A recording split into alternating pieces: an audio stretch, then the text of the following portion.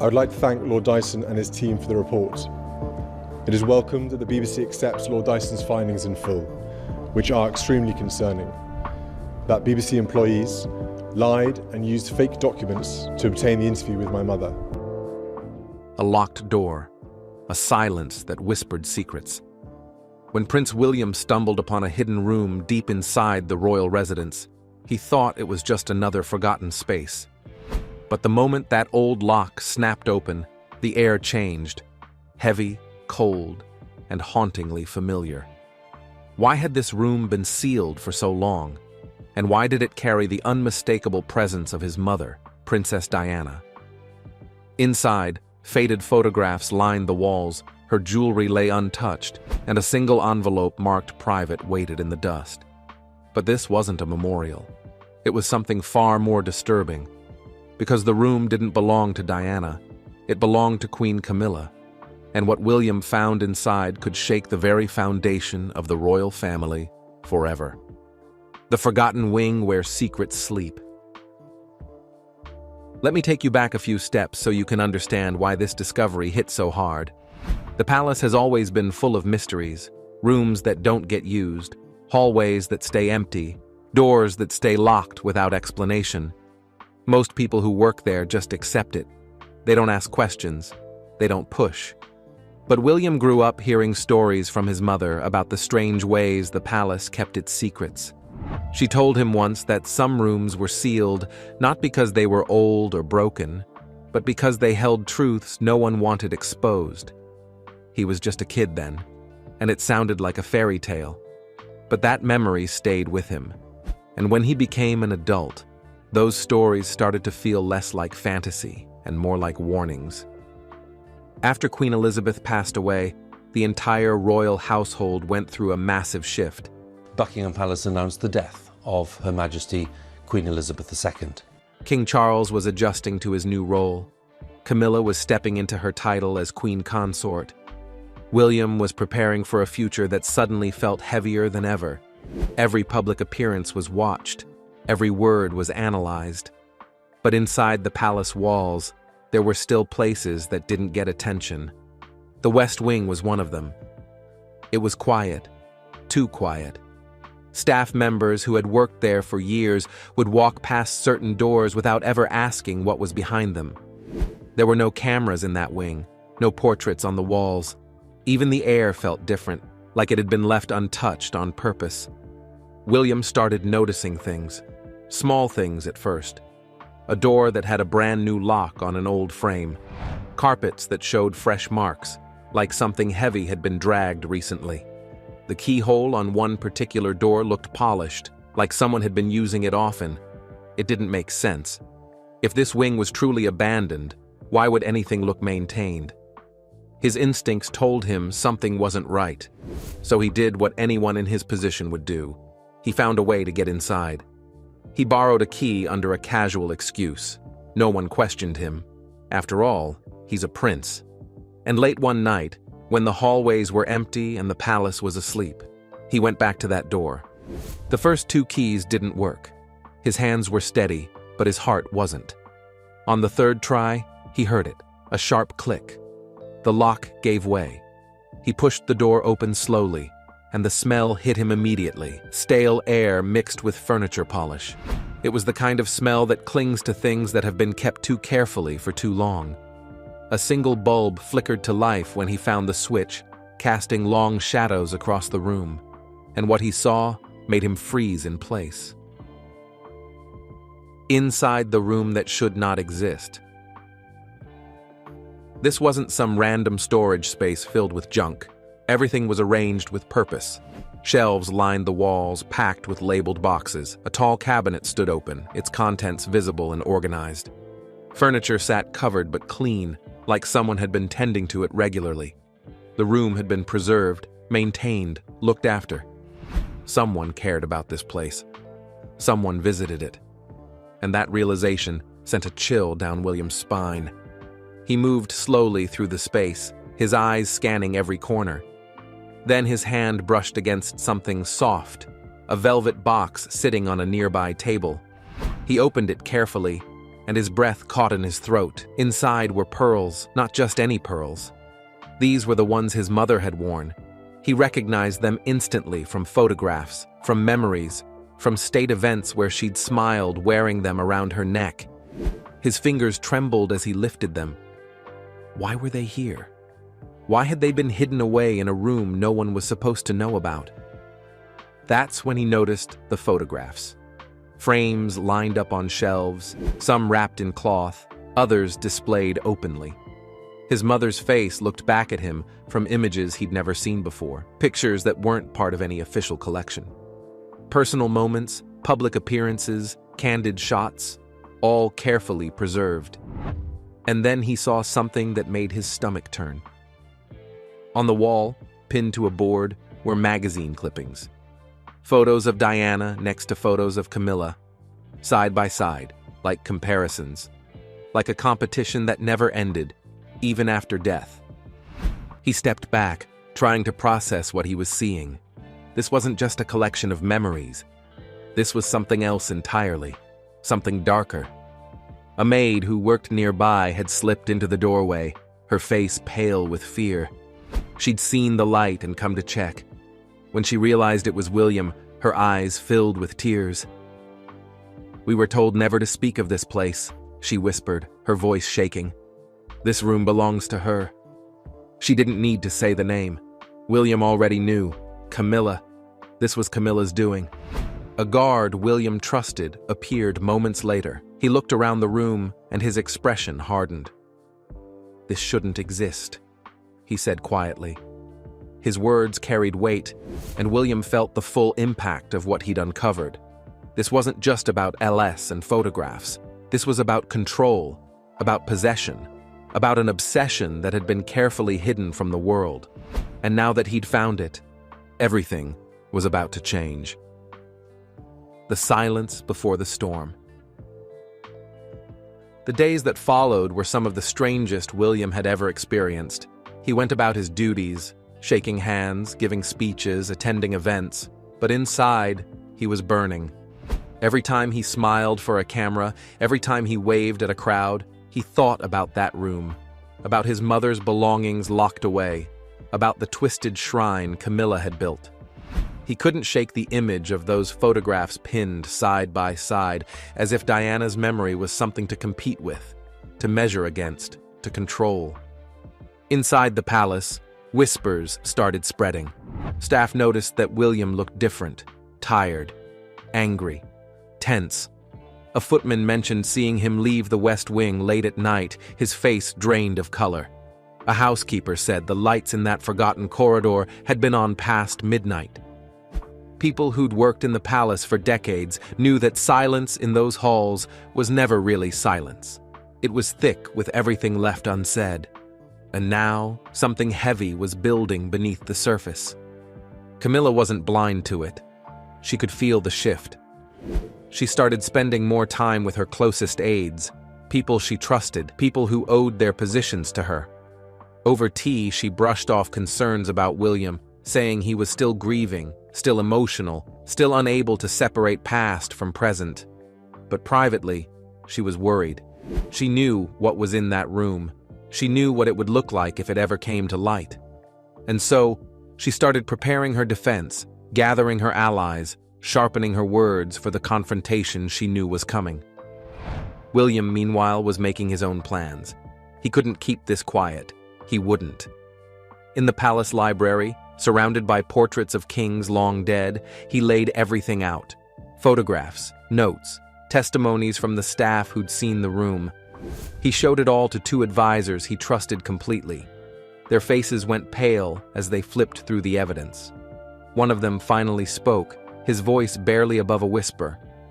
"If this gets out, it'll be the worst crisis we've faced in decades." But William didn't flinch. He wasn't interested in protecting an image anymore. He was interested in the truth. The tension inside the palace became unbearable. In hallways, people walked faster when they saw William approaching. At meals, conversations grew shorter, more careful. Even family gatherings felt strained, with William and Camilla exchanging polite nods that carried an edge sharper than any words could. Everyone knew something was coming. They just didn't know when. And then, quietly, almost invisibly, the story started leaking. A small blog posted something about a hidden shrine in the palace. The post disappeared within hours, but screenshots had already been taken. People on social media started talking. Hashtags began trending. The palace tried to contain it, but the internet doesn't forget. And once the seed was planted, it was only a matter of time before it grew into something unstoppable. The confrontation that shook the crown. When the moment finally arrived, it felt like the air itself was holding its breath. Clarence House, a place that had seen state dinners and royal celebrations, was about to witness something far more raw. William walked into the drawing room with his jaw set and his eyes burning with purpose. Two aides followed behind him, their faces tight with nerves. A fire crackled in the hearth, but it did nothing to warm the coldness in that space. Camilla was already there, seated near the window. Her teacup sat untouched on the table beside her. Her posture was stiff, her hands gripping the arms of her chair. She knew why he was there. She'd known since the moment he'd opened that door. "You turned my mother into a collection," William said, his voice low but cutting. He set the evidence down on the table between them. Photographs from the room, staff testimonies, images of the pearls, the dresses, the clippings pinned to the wall. His hands were steady, but there was a tremor in his voice that betrayed the grief beneath the anger. Camilla's face barely moved. She reached for her teacup, then stopped halfway and let her hand fall. "You had no right to go in there," she said, her tone controlled, but her knuckles white as they pressed into the chair. What followed was brutal. William accused her of obsession, of twisting his mother's memory into something unnatural. Camilla defended herself, calling the room a private space, a place of reflection that had been misunderstood. But the more she spoke, the weaker her defense sounded. "You envied her," William said, his voice rising. "Even now, even after all these years, you can't let her go." One of the aides, a woman who'd served the family for years, finally broke her silence. "We all knew," she said softly, her voice shaking. "We all knew whose obsession it was." The words hung in the air like an accusation no one could take back. Camilla's composure cracked. Her pride wouldn't let her back down. "She will never be above me," she snapped, her voice sharp and defensive. The room seemed to freeze. Even the fire stopped crackling for a moment. A guard standing near the door looked horrified. "The palace can't survive poison like this," he said, his voice heavy with dread. William stepped closer, his fists clenched at his sides. "She will always be above you," he said, his voice echoing through the room. "Always." For a few seconds, no one moved. No one spoke. The weight of those words pressed down on everyone present. But the confrontation wasn't contained. Outside those walls, the story had already escaped. A single leak, one whispered conversation with a journalist, had been enough to set the internet on fire. Within hours, hashtags were trending worldwide. Social media exploded with outrage, sympathy, and endless speculation. The palace tried to control the narrative, but it was too late. The secret was out, and the world was watching. Camilla tried one last time to assert control. "You'll regret this," she hissed, her voice shaking with anger and fear. But William didn't flinch. His grief had turned into steel. "The world will listen too," he said quietly. And he was right. By the next morning, every major news outlet was covering the story. Headlines screamed about the hidden shrine, the confrontation, the fracture inside the royal family. The monarchy, already fragile, was now facing a crisis that threatened to tear it apart from the inside. The aftermath that will not fade. The explosion at Clarence House sent shockwaves that didn't stop. Within days, the story had spread across every continent. Tabloids ran bold headlines. News anchors debated the details late into the night, Social media platforms couldn't keep up with the flood of comments, theories, and emotions pouring in from millions of people. The hidden room, once a secret locked away in silence, had become the center of a global conversation. Public opinion turned sharply. Polls showed that sympathy for William skyrocketed, while Camilla's approval ratings dropped to historic lows. People saw William as a grieving son, fighting for his mother's memory. They saw Camilla as someone who'd crossed a line, who'd held on to jealousy long past the point of reason. Crowds gathered outside Buckingham Palace and Windsor Castle, holding up white roses and photographs of Diana. Signs read, "Justice for Diana," and "The truth matters." The voice of the public was loud, and it wasn't on Camilla's side. Inside the palace, the damage was even deeper. Staff members who'd once stood quietly by Camilla began questioning their own roles. Some admitted they'd known about the room but had been too afraid to speak.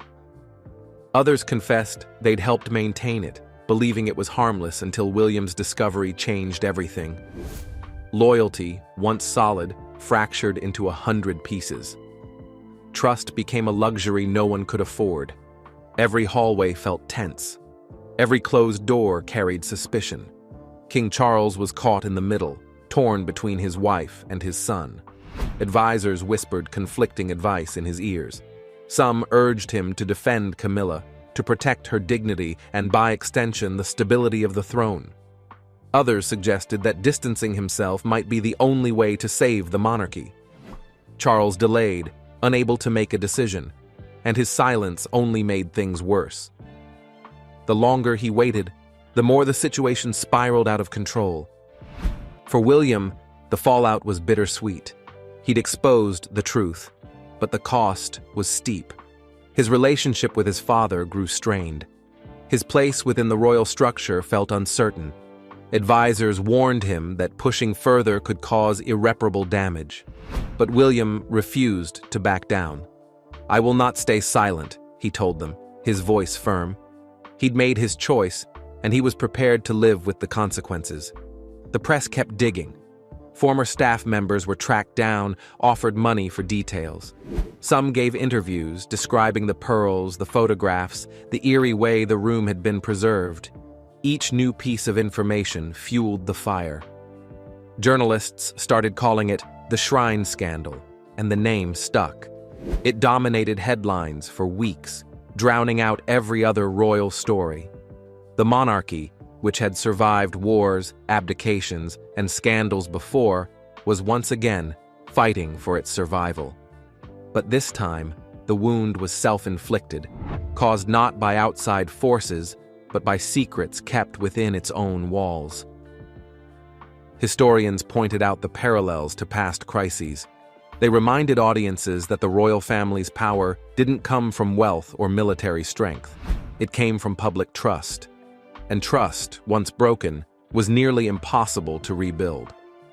Constitutional experts debated whether the monarchy could withstand another blow like this. Some argued it was resilient enough. Others weren't so sure. The question hung in the air, unanswered and unsettling. As weeks turned into months, the intensity of the scandal began to fade from front pages, but it never truly disappeared. It lingered in the background, a wound that hadn't healed. The hidden room had been exposed, but the damage it caused ran deeper than anyone had anticipated. Camilla remained in her position, but her reputation was permanently scarred. William carried on with his duties, but the weight of what he'd uncovered stayed with him. And the monarchy itself, ancient and powerful, found itself more vulnerable than it had been in generations. At Balmoral, where the royal family often retreated for peace, the atmosphere was anything but calm. William walked the grounds alone, watching crowds gather beyond the gates with flowers and signs. Inside, Camilla stayed out of sight, her once confident presence replaced by silence and isolation. The secret room, though now empty and locked again, had become a symbol of everything broken between them. It represented obsession, rivalry, betrayal, and a past that refused to stay buried. William stood by a tall window, looking out at the people below. Their chants weren't just about jewelry or photographs. They were about memory, about justice, about a mother whose legacy refused to fade. He knew the world was watching. He knew the next move mattered. But he also knew that some wounds don't heal just because they've been exposed. Some scars stay forever. And so the question hangs in the air: what happens next? Will Prince William keep digging for the truth, even if it risks the crown he's destined to wear? Or will the palace bury this secret, just like that hidden room? Every empire has its breaking point, and this might be the one that changes everything. So tell me, should William fight for his mother's memory or protect the monarchy at any cost? Share your thoughts below, and if this story moved you, don't forget to like and subscribe, because the royal truth is only just beginning to surface.